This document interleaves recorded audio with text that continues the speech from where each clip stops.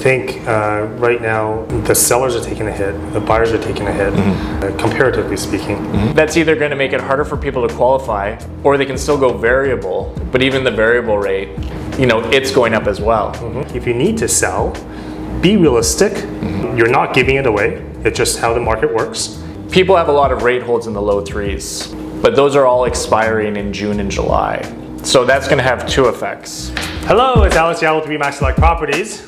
And Dave Goodison from Forefront Mortgages. And this is your market update for June 2022. Wow, we're already in June. And we got a day of sun today.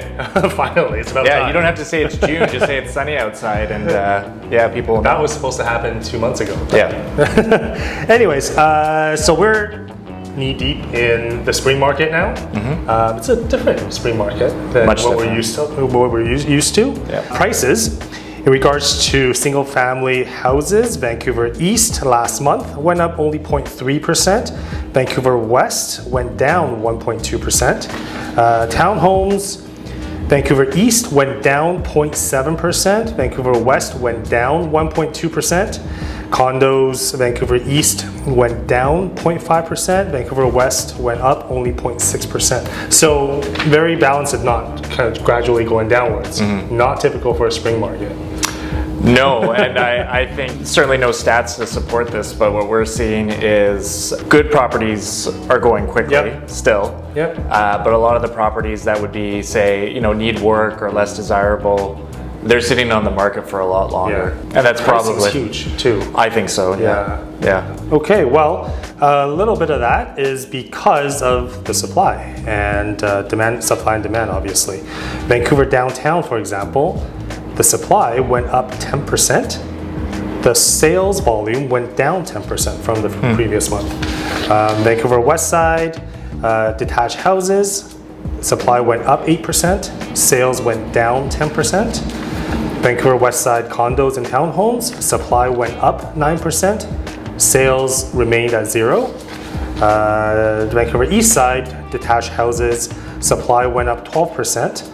And sales went down 13%. Wow. And condos and townhomes on the Vancouver East Side, supply went up 15% and sales went down 8%. So it's having the opposite effect, right? And I think a lot of this obviously has to do with interest rates. Obviously, the interest rates bumped up again last week, and that's how many this year now?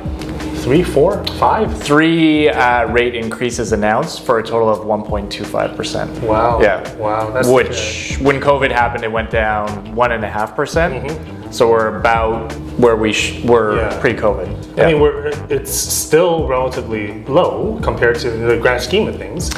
Historically still low rates, but I think most of our memories and our experiences for most people that have gotten a mortgage in the last 5, 10, 15 years is for lower rates. So I think the feeling is that it's still high. Plus, from a headline news, it's not sexy to talk about historical averages when it comes to interest rates. So any news article like BNN, newspapers, if you read newspapers, it's all, what was the article yesterday? Our mortgage payments are going to be 30% higher in 5 years' time. That was the Bank of Canada. I've got my own opinions, but I think that's the extreme side of things. Yeah, absolutely. So, but they're certainly higher, and people aren't used to it, so that impacts your budget. So how has that affected your clients over the last month? So it's been interesting. Generally speaking, with our clients, when you're out shopping or you're about to get a mortgage, you get some rate certainty for about 120 days.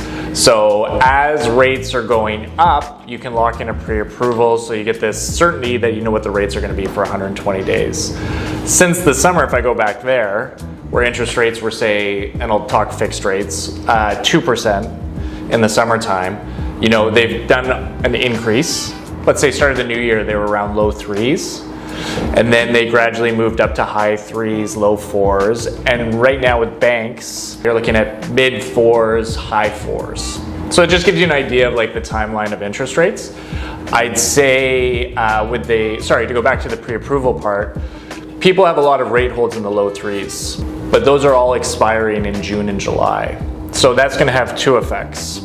One is that the actual effective rate for clients, so what you're paying if you don't find a home, is going to jump up significantly. You know, I've got clients with, you know, 308, 3.29, 3.35. All these rate holds are going to go away in June, early July. At that point, you get the new rates. So we've got some competitive rates out there, but let's say it's the average rate, 4.5%. You know, that's in some cases a 1.5% increase for what you're actually paying. And obviously Vancouver's still not cheap. Big mortgages, that's a big change in their payment.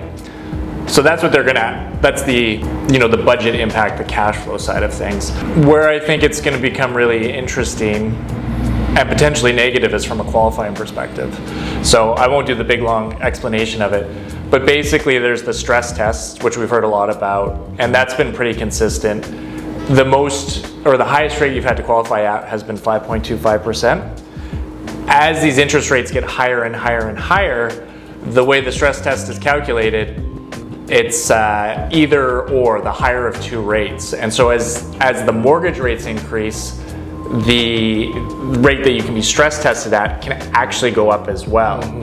So I don't think I'm doing a great job of explaining it, but basically instead of qualifying at 5.25, if you want a fixed rate, then you're looking at qualifying at 6%, 6.5%, in some cases 7%. Yeah, you're not paying that, but that's what you need to qualify for. Exactly. Right? Yeah, because it's supposed to slow you down a little bit. You know, it's supposed to be this prudent. That's the whole point of the stress test, was so that you didn't overexert yourself. But now, and we've never really seen this because of higher mortgage rates, you're qualifying above that standard stress test. So I think that's either going to make it harder for people to qualify, or they can still go variable, but even the variable rate, you know, it's going up as well. So that means it's going to be harder to qualify even if you go variable, whether you're comfortable with it or not, right? So yeah, so it'll be interesting. There'll be an inflection point in, say, July, June, where people are going to lose the easier qualifying lower rates, and they're going to be in this place where it's harder to qualify and paying higher rates. So yeah, I'd say that's probably top of mind for most of the buyers right now. Yeah. And I think, you know, there's a domino effect in regards to the sellers as well. The sellers are, you know, it's taking longer for them to get a sale. Yep.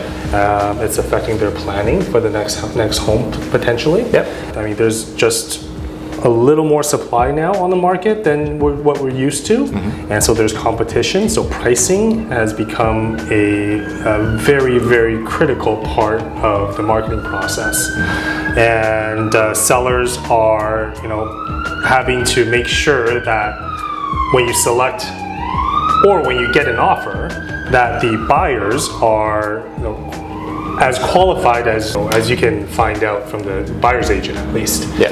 And so that's an extra process of more of confidence than anything. Yep. And so again, just to help them plan. So I think that both the buyers and the sellers' processes are kind of longer now. The buyers obviously doing their due diligence a lot more, which is great. I mean, they should. Yep. All buyers should. It's a big purchase. Yeah. And the sellers are, you know, having to, you know, wait for that process to be over before they can plan the next step. Absolutely. And obviously with the financing things, the buyer's buying power is reduced. Yep. Right? So let's say a $1.5 million townhouse in Vancouver East, Vancouver West, whatever. In Vancouver, $1.5 million townhouse, you know, that's kind of the median price for a nice townhouse in Vancouver. But now, the people that are moving into that, who were qualified, a young family, for example, with 2 kids, they may not be able to get that anymore. They might have to come down to either an older townhouse or a condo, and that may not fit their needs. Therefore, they may just drop out. Yep. Right? That just keeps reducing the demand, and while the supply is just waiting there. Yep. So. Yeah, I think you hit a lot of key points there. You know, when we talk to, like, honestly, it's probably been for the last year and a half. Like, we've always had these conversations, but clients would talk to us about, can I go subject free? And again, topic for a different video, but that was almost every conversation because the market was so hot. If you didn't go in subject free, there was no point. Right. Because there's another 10 offers at higher prices subject free. Now we're seeing offers, which I can't remember the last time I've seen these, clients willing to buy the property subject to sale of their own property, right? So you mentioned the domino effect. You know, I think before it was probably transactions from a buyer-seller, it was boom, boom, boom, boom, boom, in a way quite efficient, very stressful, but efficient. And now, like, it's just protracted. So the buy, sell, buy. So I think it's gonna kind of stretch out that market. I think it'll be interesting to see. People will drop out of the market, I think, if prices don't come down. Right. Because certainly, one, you can't qualify for it, or even if you can, it's stretching your budget to the max, right? So if they take their time, which we like to do, is look through your budget. Like, does this make sense? You can qualify for it, but the payments are now, you know, in the summertime it was $400 per 100,000, and now it's over $500, right? So it's a big impact. Yeah, so I think right now the sellers are taking a hit, the buyers are taking a hit, comparatively speaking. But overall, I think it may head that direction a little bit further down in the next couple of months, you think? Yeah, I think we'll start to see the impact of both the higher rates and the harder qualifying. I think that will be a little bit down the road. Right. I won't pretend to be smart enough to know when that is. I think we'll have probably a slower summer for sure. Yeah. And maybe people will just take a pause, right? Like people will just think about their decisions a little bit more. Do they want to upgrade? Do they want to sell? I think probably come the fall, which is usually when it's slowing down. Like we usually get a big hit in the fall and then it slows down going into the holidays. It might be busier then. I think we'll have a clearer idea of interest rates and where we're going. Right. I think there's a lot of noise right now. I think they're going to go up a little bit more, but you know, it's been such a dramatic rise that at some point you just have to take a pause and see what the impact of that will be to the economy. Because people are paying more in interest, they're not going to restaurants, they're not buying, you know, stuff. They're not putting money into the economy, they're going to the banks, right? So that will impact the whole macroeconomic setup. So yeah, I think it'll be a quiet summer. And I think with the result of everything that we just talked about, it kind of funnels down to one pain point that I'm seeing is expectations. So buyers they still have that expectation of, you know, oh, I was qualified for 1.5 a few months ago. These are the homes that I can buy. And now, you know, they may not be able to qualify for that anymore, but in their mind, they still want that house or that townhouse. And sellers, is obviously they know the market's trending down. They're trying to catch the tail end of it, which is already gone, unfortunately. But their expectation is still, oh, you know what? My neighbor sold 6 months ago, of course, at this price. So I should be able to get this price as well. And I think the two expectations are what's kind of, that's the actual pain point of why things aren't selling or someone can't buy something. I think that's kind of I think the point I really want to make. And so if you need to buy, if you need to sell, be realistic. You're not giving it away. It's just how the market works. And give us a call if we can help. Absolutely. And from a mortgage perspective, you can look at it with the rates. Like if you do have a rate hold, you can look at it as of now, but also look at it when it expires, because it's two different worlds. And you just don't want to be surprised, right? Because it's a big change. All right. Well, thank you so much, Dave. Thanks, Alex. And we will see you in a month.